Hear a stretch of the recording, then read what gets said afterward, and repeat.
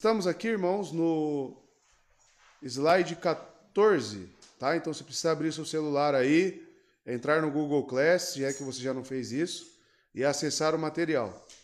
No PDF é a página 14. Os membros devem amar e honrar uns aos outros, tá? Então, todos já acessaram aí? Acharam? Quem não conseguiu? Alaine, ajuda ela ali, Vitor, por favor. Tem que ver se ela está na sala da eclesiologia, tá? Tá? Eu mandei para vocês, né, o link lá do... Slide 14, tá? Página 14 aí do PDF. Os membros devem amar e honrar uns aos outros. Foi aí que paramos. Amados, pegou aí? Tu colocou o slide certinho aí? Os membros devem amar e honrar uns aos outros. Estamos aqui falando dos deveres dos membros, né? Já falamos sobre diversas coisas na semana passada, diversos deveres, né? E aonde temos algum compromisso. Compromisso para com Deus e não para com homens. Porque igreja depende totalmente da condução do próprio Deus. É Deus quem constitui a igreja. Porque é Ele quem salva e conforme os indivíduos estão sendo salvos, eles são inseridos no corpo, né? Onde Cristo é o nosso cabeça. Nas aulas passadas, nos outros módulos iniciais, nós vimos que a igreja é constituída por um tripé, né? Que é a unidade, a verdade e a pureza. Então, sabendo que as três bases da igreja são essas, quem deve lutar para mantê-las?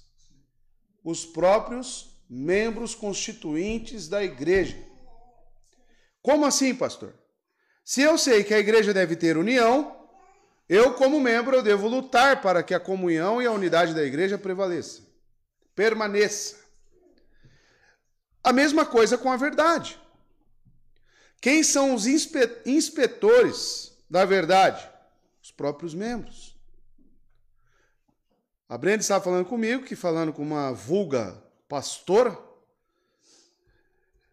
perguntando quem é que fiscaliza vocês, o pastor de vocês, quem é que realmente está ali sobre o controle da igreja? E ela não entende o sistema congregacional, aonde a igreja ela é autônoma e independente para tomar as suas próprias decisões.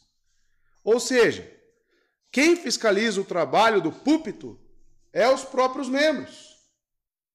Quem deve saber discernir se aquilo que está sendo pregado é heresia ou não é os próprios membros. A saúde da igreja depende dos membros. Então, se nós temos que ter qualidade em quem inspeciona o púlpito, logo não podemos ser membros fracos.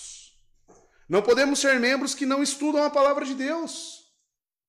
Nós temos que buscar sempre, à luz da palavra, o melhor para a igreja. Então, veja que interessante. Tudo que você busca e tem de relacionamento para com Cristo vai refletir em como a igreja será tocada por você e pelos outros irmãos. Se você é uma pessoa que pouco lê a Bíblia, difícil falar até que você é crente, né? Se você faz isso.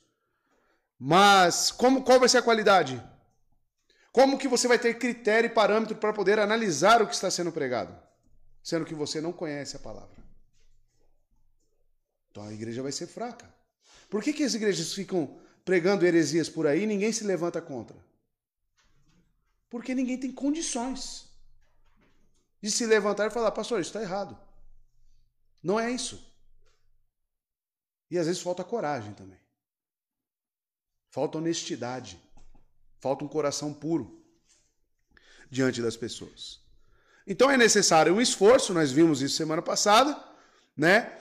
Logo você vai ter que ser um membro ativo, correto? Se você não for um membro ativo, como é que você vai estar desempenhando o seu papel como membro? Não tem como. Tá? Os membros devem servir uns aos outros. Também foi falado semana passada. Servir sem olhar limitações, né? Porque muitas pessoas se apegam, né, às suas dificuldades. Ah, eu não sou tão inteligente assim. Ah, eu não... Não, você não deve servir olhando para as suas limitações, mas sim dar o seu melhor, tá? Para quê? Sabendo que você é parte inerente desse corpo e a sua vida e o que Deus lhe deu como dom, como habilidades, é em prol do crescimento do corpo, né? Nunca você vai receber um dom de Deus, ser salvo e também receber alguma capacitação de Deus para que você viva para si mesmo. Isso não existe à luz das Escrituras. Sempre que você recebe algo de Deus, é para que você sirva e traga crescimento para o corpo, tá? Então esses são os deveres dos membros. Sempre visando, o meu dever está para o tripé da igreja, unidade, verdade e pureza. Santidade, você deve olhar também como que a igreja está andando em santidade. Você deve se preocupar com a qualidade espiritual do seu irmão. Estava aqui brincando com alguns irmãos, né, falando, cuidado, hein, vai pular a festa junina aí, Irão, hein? Né? Por quê? Porque nós somos cristãos, separados do mundo. Nós não participamos dessas festas pagãs, irmãos. Nós não participamos dessas coisas. Nós vivemos para a glória de Deus. E o que mais se vê agora nesses períodos de junho e julho é o quê? Cristão com roupa de festa junina, com chapéu lá pulando festa junina. Ou põe o filho para pular. Uma festa pagã, irmão. Isso não é conduta de cristão. Amado, é tão simples você viver atualmente, é tudo que você vê o mundo fazendo, é só você fazer o contrário. Só isso, pronto. Se o mundo faz, você não faz. Simples. Você está no mundo, mas você não é do mundo. Essa é a questão. Ah, esse ser muito radical. Irmãos, se queremos viver para a glória de Deus, à luz das Escrituras, automaticamente você vai ter que ser radical, porque a Bíblia ela exige de nós uma vida totalmente consagrada e não parcialmente consagrada. Deus exige de nós 100% de santidade. Sejam santos como o Pai. Sejam perfeitos como o Pai é perfeito. Olha só o padrão. Esse é o padrão. E quando dizemos, amados, no slide que paramos, que os membros devem amar e honrar uns aos outros, o slide vai dizer o seguinte, é fácil semear contenda e discórdia na igreja. Quando eu semeio contenda e discórdia na igreja, qual o pilar que eu estou atacando diretamente? A unidade. Então, se você é aquele que preserva... Quem caiu aí? A porta. Ah, tá. Pode deixar isso. Depois pega. Se você é aquele que deve preservar a unidade da igreja, como que você vai semear contenda e discórdia? Então você não é um membro que está se preocupando com a igreja. Você está destruindo a igreja. E a sua função aqui não é destruir a igreja. Você acha que Deus te colocou numa igreja para você destruir ela? E por que as pessoas gostam de semear contenda e discórdia dentro da igreja? Por quê? Porque não entendem qual que é o seu papel na igreja. Não entendem o porquê estão aqui. Aí ficam com fofoquinha, ficam com discórdia, falando mal de um, falando mal de outro. Isso é destruir e não edificar. E continua, mas ai daqueles que plantam tais sementes perversas na vinha de Deus. Deus odeia o pecado e é um grande pecado semear contenda entre os irmãos. Quem que você ataca quando você começa a semear contenda e discórdias dentro da igreja? Você está atacando Cristo. O corpo é dele. Ele é o cabeça. Então, se você não teme a Deus, você vai fazer isso. Até coisas piores. Então perceba, amado, Deus odeia o pecado. Deus odeia esse pecado de semear contendas entre os irmãos. Tudo o que divide o povo de Deus e prejudica a unidade da igreja é certamente um pecado grave. Por quê? Porque é contrário àquilo que Cristo deseja.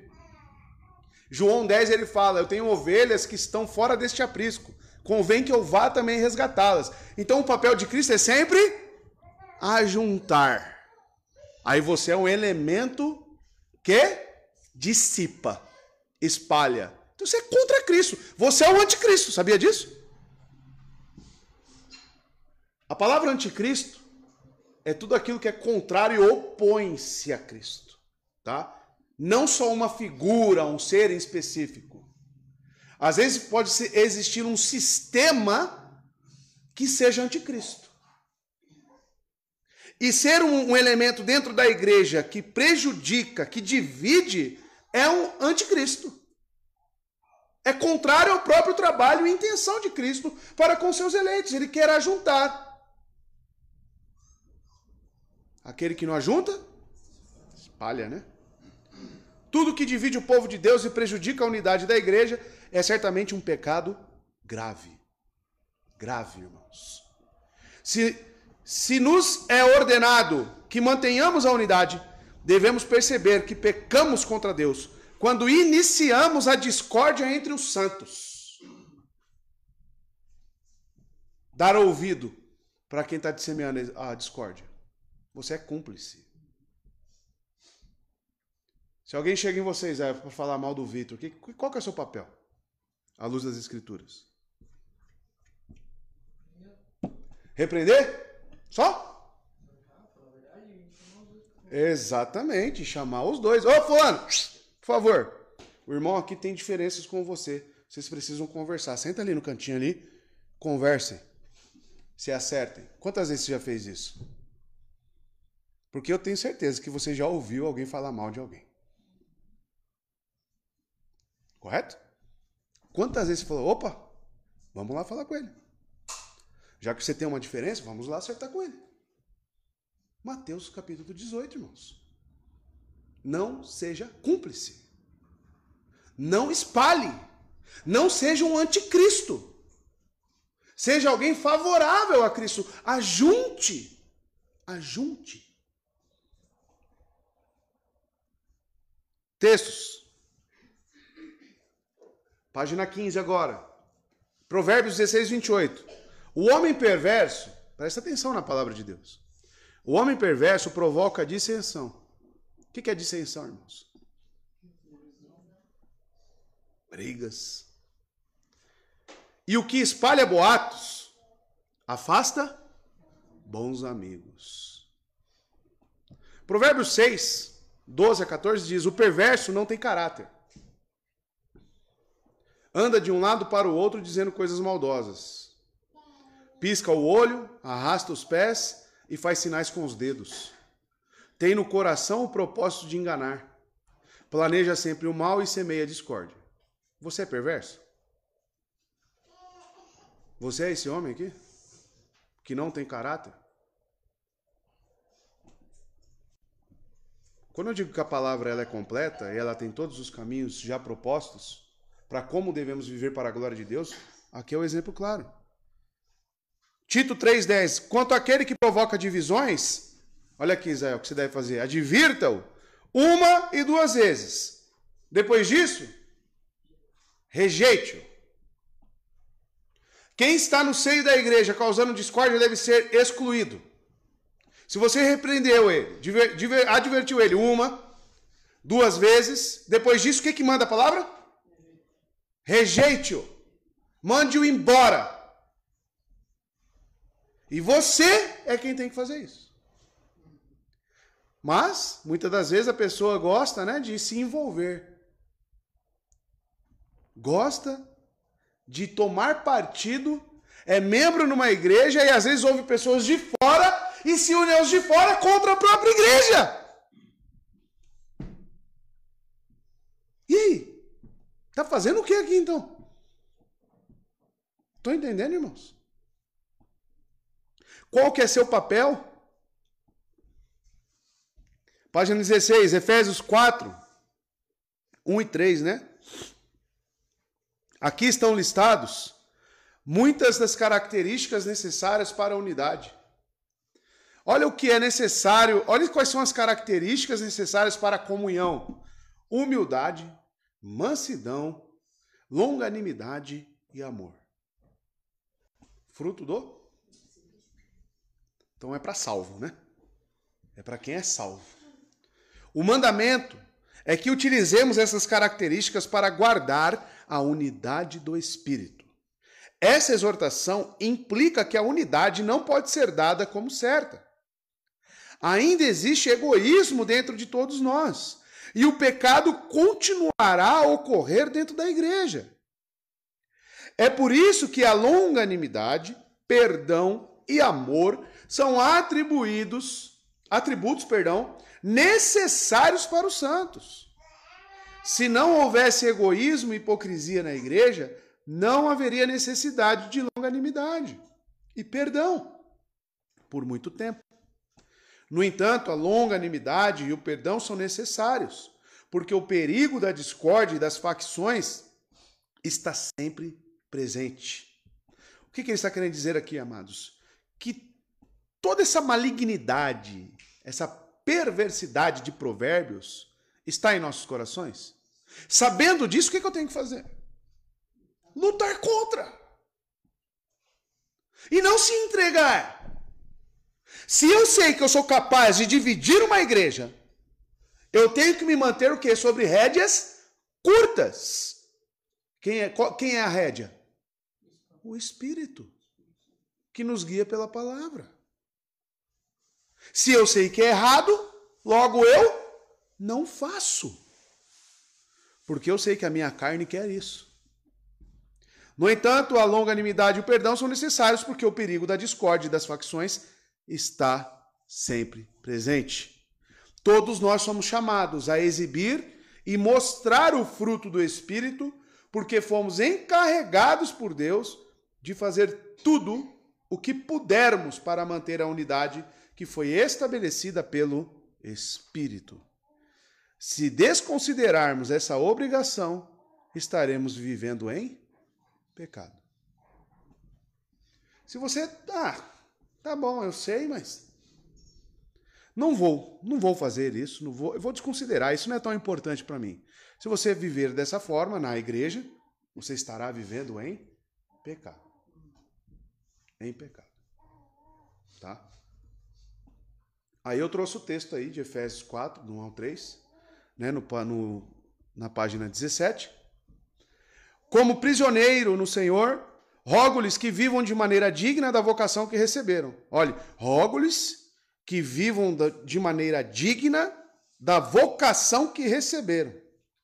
Sejam completamente humildes e dóceis, e sejam pacientes, suportando uns aos outros com amor. Façam todo o esforço para conservar a unidade do Espírito pelo vínculo da paz. O autor de Hebreus vai dizer: segue a paz para com todos e a santificação, sem a qual ninguém verá a Deus. Isso é a nossa obrigação. Essa é a nossa obrigação, irmãos. É isso aqui que deve permear os nossos pensamentos dentro da igreja em comunidade. Nós temos que nos preocupar em manter a unidade da igreja, a verdade da igreja e a santidade da igreja. Devemos guardar qual o próximo aí? Coração. Por quê? Porque nós sabemos que o nosso coração é a fonte de todas as coisas ruins, de toda a perversidade. Com isso em mente, nós devemos guardar nossos corações. Antes que a discórdia irrompa abertamente, ela primeiramente acontece aonde? Por isso que surgiu alguma coisa no seu coração, o que você tem que fazer, Israel? Oração, claro. E só? Surgiu alguma coisa no seu coração contra o Victor. Aí você fica com aquela ressalva mental contra ele. O que você tem que fazer? Pronto. Basta ficar só orando, Deus, tira isso do meu coração. Você tem que ir e ter caráter. E falar com o Victor. Entenderam, irmãos? Tem que falar. Tem que conversar.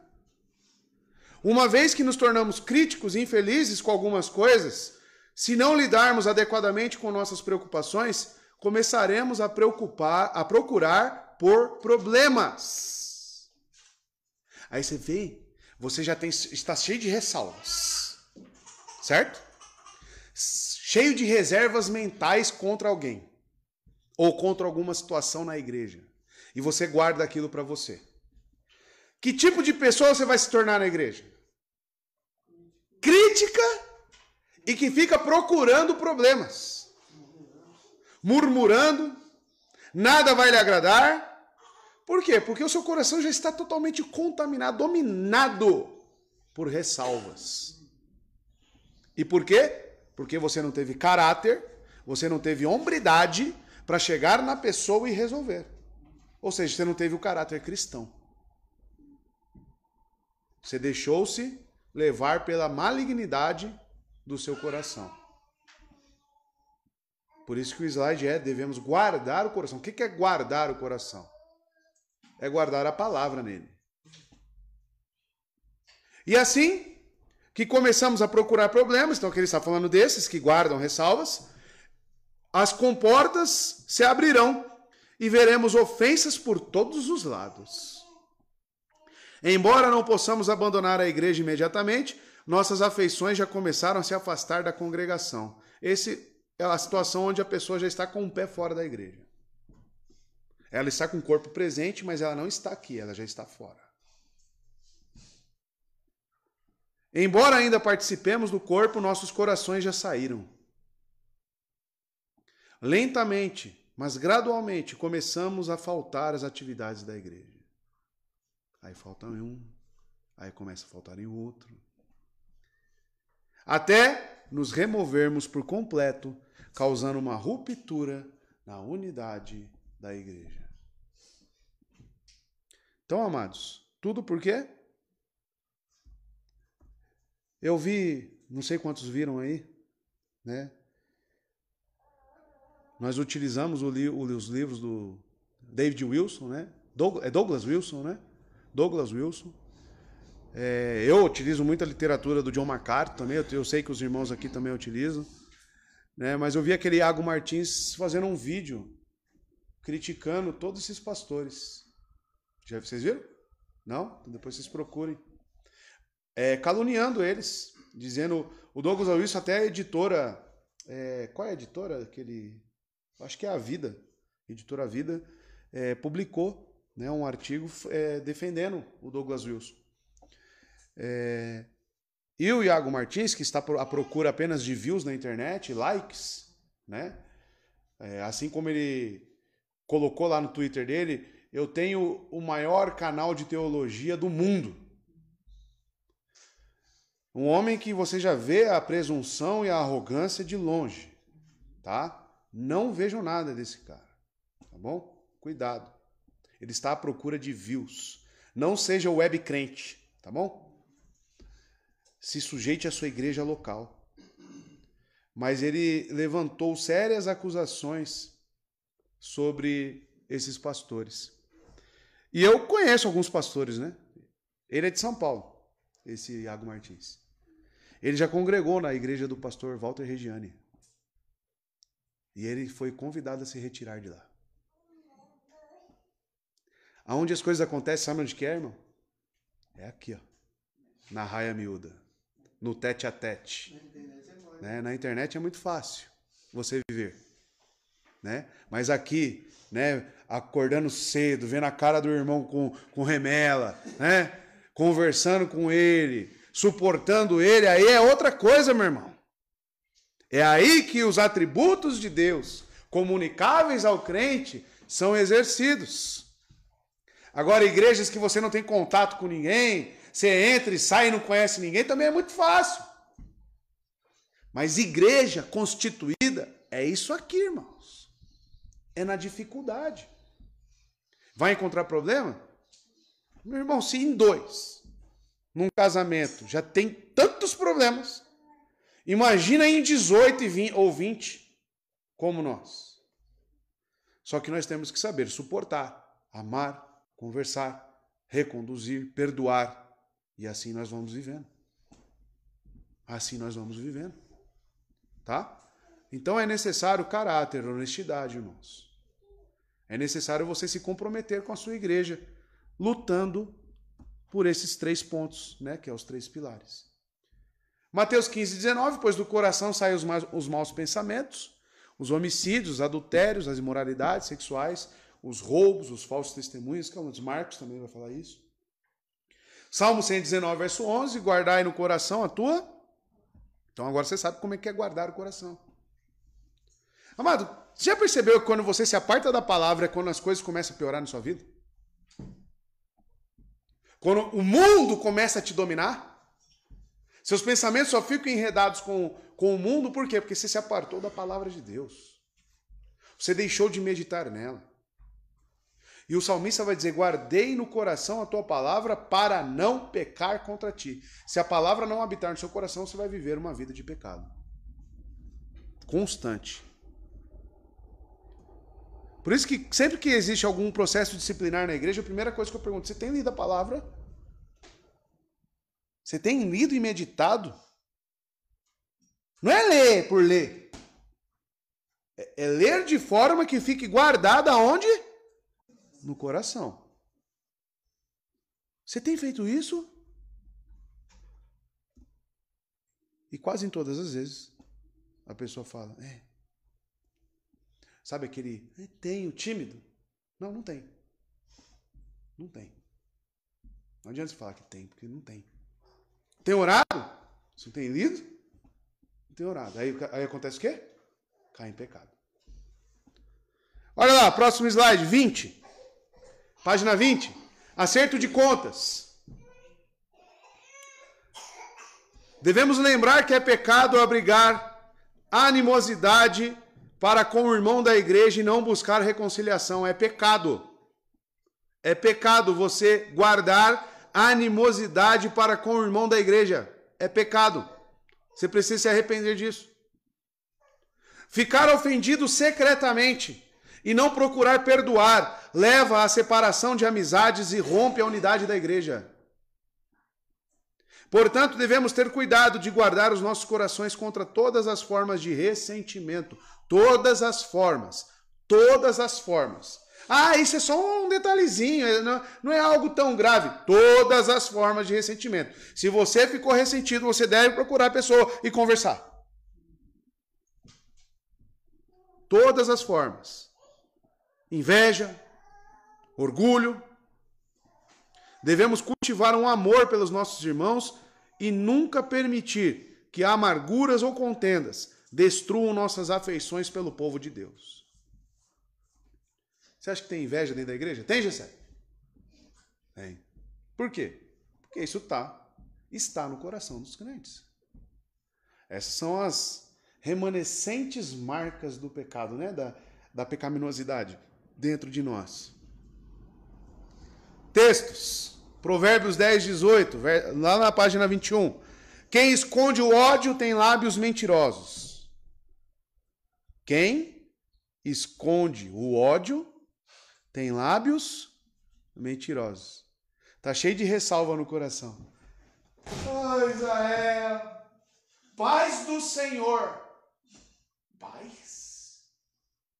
Que paz é essa? Paz de Cristo? Paz? Que paz? Como é que você oferece paz aonde não existe paz? Estão entendendo? Lábios mentirosos. E quem é o grande mestre da mentira?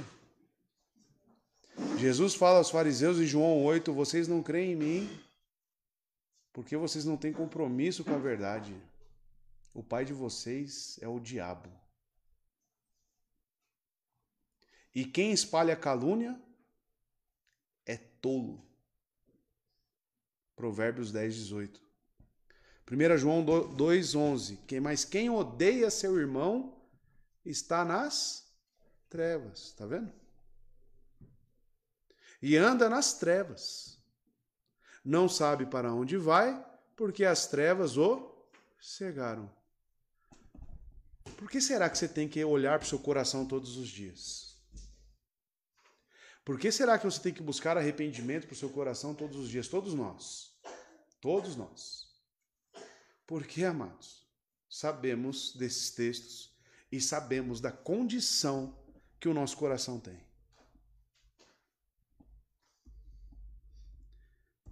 De novo aí, ó, espírito de crítica. Lá na página 22, um espírito crítico é contagioso, sabiam disso?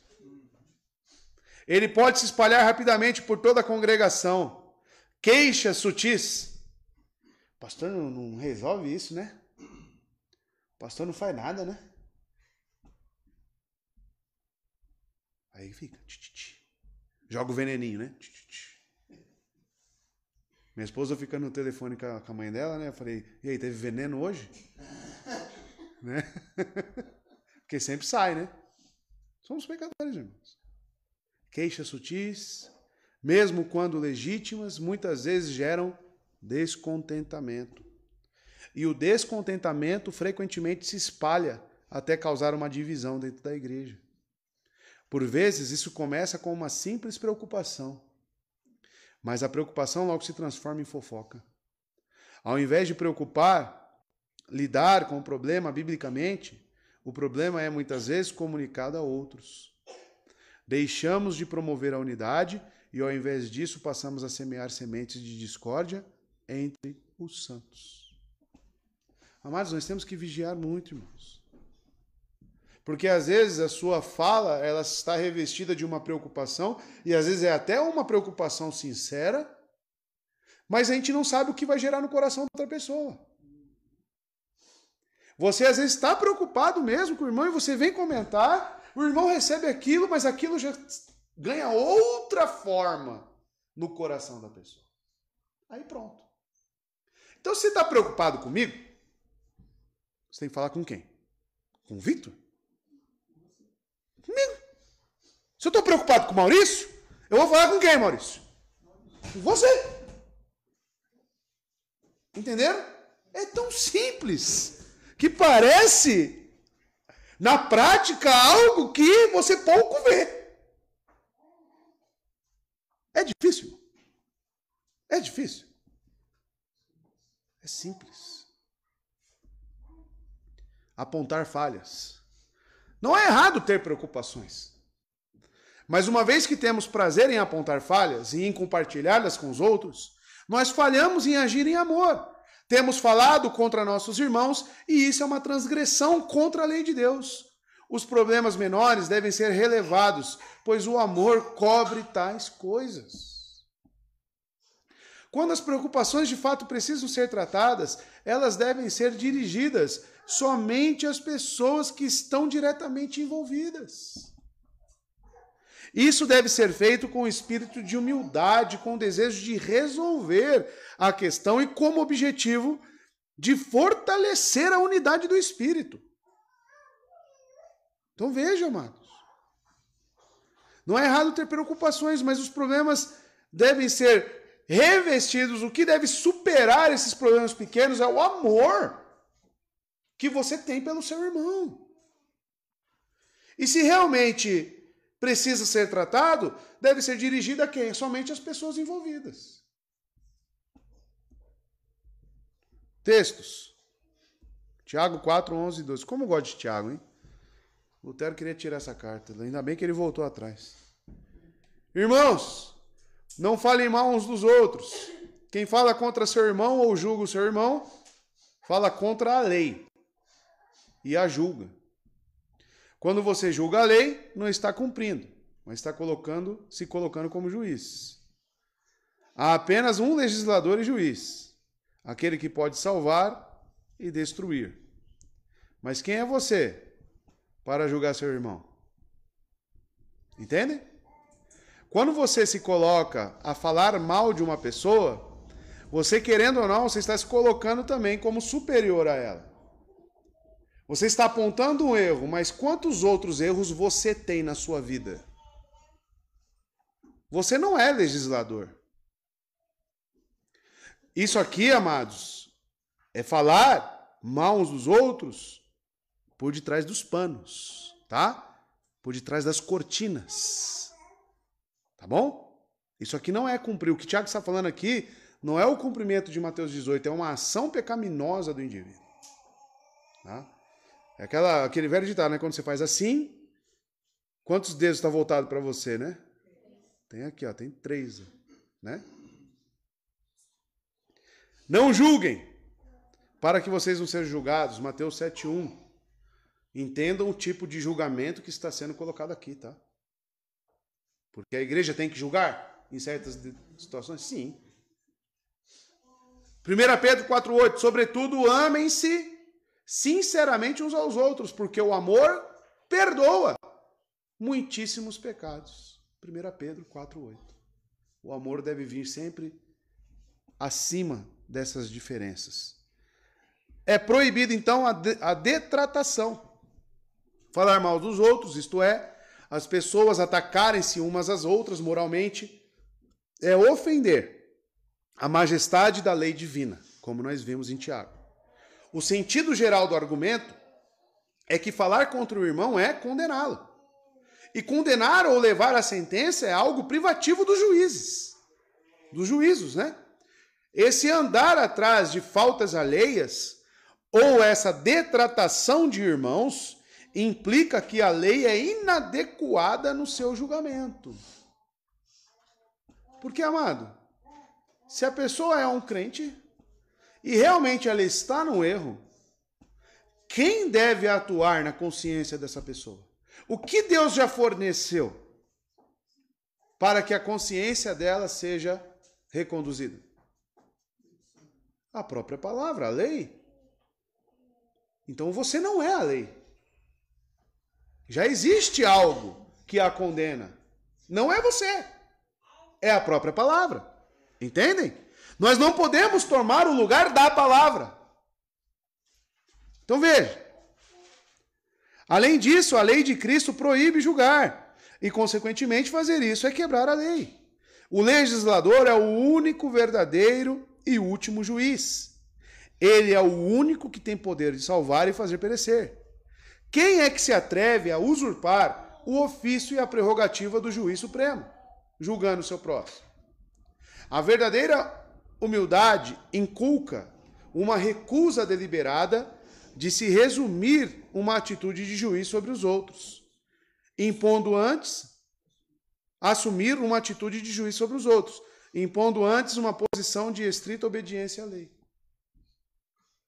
Então, amados, tudo isso que ele está falando é com base no texto aqui que eu li de Tiago 4. Irmãos, não falem mal uns dos outros.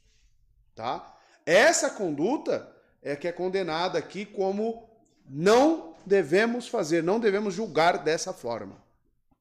Esse tipo de julgamento é proibido nas Escrituras. Esse é o não julgueis.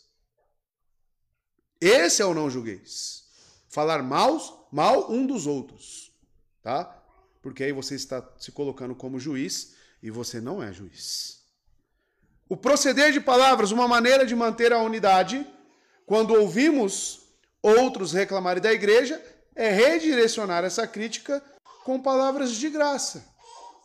Agora, aqui ele está falando o quê? De quem está recebendo, né? Quem está participando, o ouvido. Existem nas Escrituras ordenanças quanto ao nosso proceder de palavras. Estas ordens é para ser implementada em todas as situações.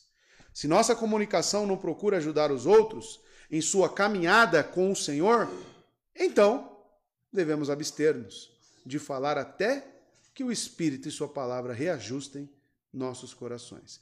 É aquela situação. Tá? O crente não pode ser aquela pessoa, irmãos, que pensei e falei. Você não pode ser assim. Eu muito tempo na minha vida eu fui assim, pensar, papum, sabe? Papum, papum. A palavra de Deus me ensinou, irmãos, a ouvir, a refletir, trazer a palavra de encontro com aquilo, analisar à luz das Escrituras aquilo que eu recebi, aquilo que eu pensei, para depois emitir uma opinião. É isso. Faço isso todas as vezes? Não, eu peco muitas das vezes também. Mas muitas das vezes eu aprendi a até mesmo ficar quieto.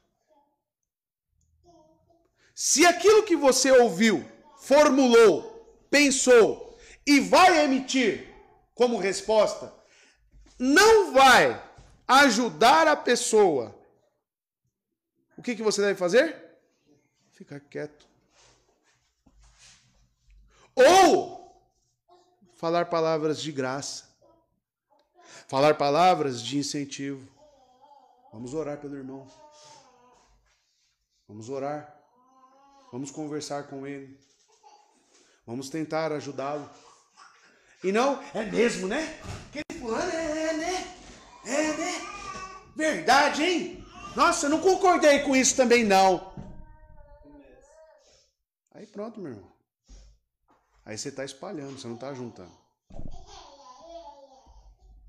Quantos de nós fazemos isso, irmãos? Efésios 4, 29. Nenhuma palavra torpe saia da boca de vocês, mas apenas o que for útil para edificar os outros, conforme a necessidade, para que conceda graça aos que ouvem. Aí a pessoa só guarda, né? Nenhuma palavra torpe sai da sua boca. Aí você não fala palavrão, né? Você é aquele crente polido apenas externamente, mas você fala mal do irmão. O que adianta? O que adianta? Eu conheço pessoas que têm uma boca suja, porém são mais transparentes com as outras.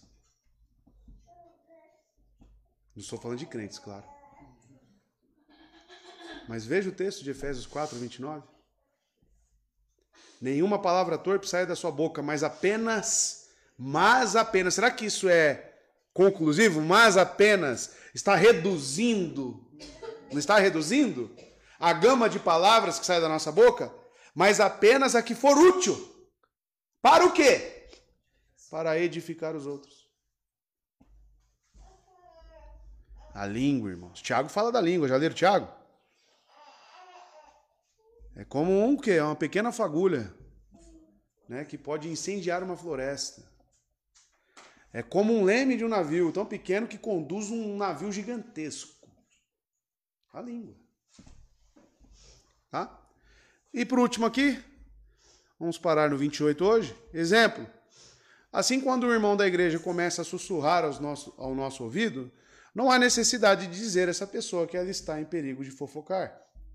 Nós só precisamos redirecionar a conversa. Uma das melhores maneiras de redirecionar a fofoca é dizendo: você está preocupado com o João? Olha só que lindo. Eu quero que você pense na pessoa que vem falar com você e você respondendo isso, e qual que vai ser a reação da pessoa, a tréplica. Você está preocupado com o João? Nós amamos o João. Está preocupado com o pastor? Nós amamos o pastor.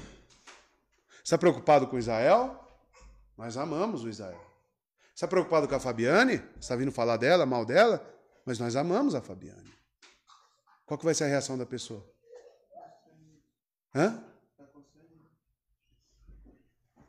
Você já falou da sua preocupação com ele? Continua aqui, ó. Aí você começa a reconduzir, né? Você fala que nós amamos, porque o amor tem que vir em primeiro lugar, acima de tudo. Você já falou da sua preocupação com ele? Isso é você. Que alguém veio até você e você está falando para ele. Se ainda não, ficarei feliz em ir com você. Isso normalmente é efetivo. É efetivo. Já aconteceu diversas vezes na igreja, irmãos, comigo. Tabuão, né?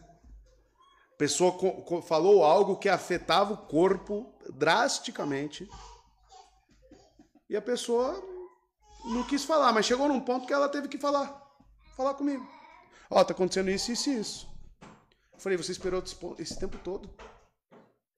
Você esperou chegar nesse estado para você abrir sua boca? Quando ela te falou, no momento que ela te falou o problema, você deveria ter falado: você já falou com o pastor? Já comunicou? Já conversou? Eu agora sabendo desse pepino, eu agora sabendo desse problemão, ficarei muito feliz de ir com você até ele para falar. Ah, mas eu não quero que fale. Se você não falar, eu vou falar. Eu já estou deixando claro para você aqui. Eu vou falar. Por que você vai falar? Porque eu viso o bem do corpo. Amados, nós temos que olhar para o corpo, nós temos que amar as pessoas. Nós temos que amar isso aqui que nós estamos vivendo, irmãos. Não pode ser algo de fachada. Independentemente disso, o objetivo é sempre responder de uma forma de reconciliar e edificar nossos preciosos irmãos e irmãs, ao invés de derrubá-los. Se nós, no entanto, entrarmos nos seus mexericos, nós compartilhamos da culpa deles. É nosso dever não apenas procurar defender a honra dos nossos irmãos e irmãs, mas também ajudar os outros a se absterem de calúnias. Só uns textos bíblicos aqui e vamos parar na pureza, né? Porque só estamos falando aqui da unidade, correto? Comunhão. Filipenses 2, versos 2 e 3. Completem a minha alegria, tendo o mesmo modo de pensar, o mesmo amor, um só espírito e uma só atitude. Não adianta eu só e o Vitor ter essa atitude. Todos nós temos que ter a mesma atitude. Nada façam por ambição egoísta ou por vaidade, mas humildemente considerem uns aos outros, olha só que lindo, superiores a si mesmos. Como que eu tenho que olhar para o Vitor? Uma pessoa honrada, tenho que honrar ele, eu tenho que respeitar ele, tenho que procurar o bem dele. Isso é considerar ele superior a mim. É eu me sujeitar e fazer o bem a ele, servir a ele. E isso com todos. A minha atitude sempre é de favorecer e nunca de detratar. Entenderam, irmãos? Romanos 12, 10. Dediquem-se uns aos outros com amor fraternal. Fraternal. Prefiram dar honra uns aos outros mais do que a si próprios. Pensou? O amor que você tem pelo Lourenço, você tem que ter pelos seus irmãos aqui, ô Breno. Tem que tratar, amor fraternal. Né? Dá comidinha na boquinha dele? Né? Se precisar no irmãozinho, você vai dar lá. Se estiver doente, você vai também lá. Você vai amar, você vai cuidar. E assim nós vamos seguindo, irmãos. E paramos na pureza, porque é um outro pilar, né? Pureza da igreja, né? Santidade da igreja. Aí nós vamos analisar semana que vem quais são as nossas obrigações e deveres para com a pureza da igreja, tá? A comunhão, então, já está estabelecida. Qual que é o seu principal papel? Se você cumprir isso aqui, irmãos, que foi falado hoje, irmão, você vai estar, ó, no 10. Se você realmente viver isso aqui na igreja, a igreja vai, ó, seguir em frente, vai crescer, a nossa comunhão cada vez mais íntima, vai ser lindo. Aí o Salmo 133 realmente vai ser verdade para as nossas vidas, tá bom? Então, medite nisso, tá? Medite nessas palavras, você tem o material aí, os versículos bíblicos que são os mais importantes. Medite e busque viver isso, todos nós, porque nós sabemos que o nosso coração é enganoso, tá bom? Deus abençoe os irmãos.